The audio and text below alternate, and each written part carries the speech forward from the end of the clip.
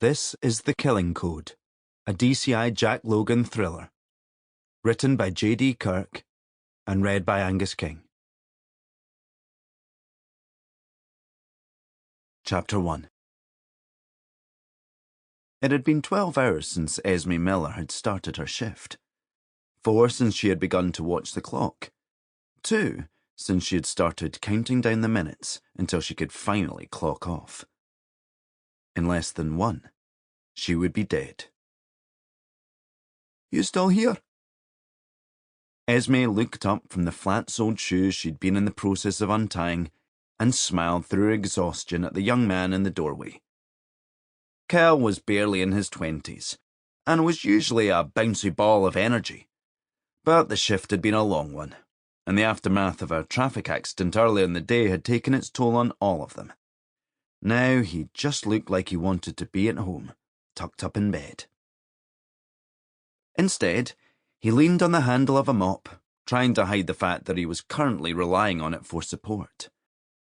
"Aye, but not for long, thank God. That's me finished," Esme said. "You?" "No. Been roped into staying on until midnight. A&E can't get cover." He smiled, but the way he shook his head betrayed his true feelings on the matter. "Bloody Brexit," Esme said. Kel laughed at their little running joke and nodded. "Too right, bloody Brexit." Esme kicked off her comfies and began the process of wrestling her swollen feet into her regular outdoor shoes. "You must be due a break, though," she said. "You look awful." "Cheeky cow," Kel protested. "Talk about pot and kettle. Have you looked in the mirror lately?" "I tried, but it shattered." "No bloody wonder." Esme placed her work shoes in her locker and took out her jacket.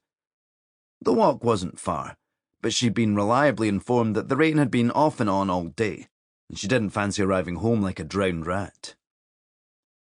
"Make sure you get that break," she said, closing her locker and turning back to the door. "Aye, they're giving me an hour to get my head down. But first..." Kel raised the mop and gave it a waggle. "Clean up in room 4. Esme thought for a moment. "Albert?"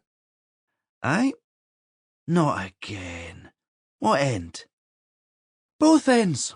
Simultaneously," Kel said. Esme tried very hard not to laugh, but wasn't entirely successful. Sample complete. Ready to continue?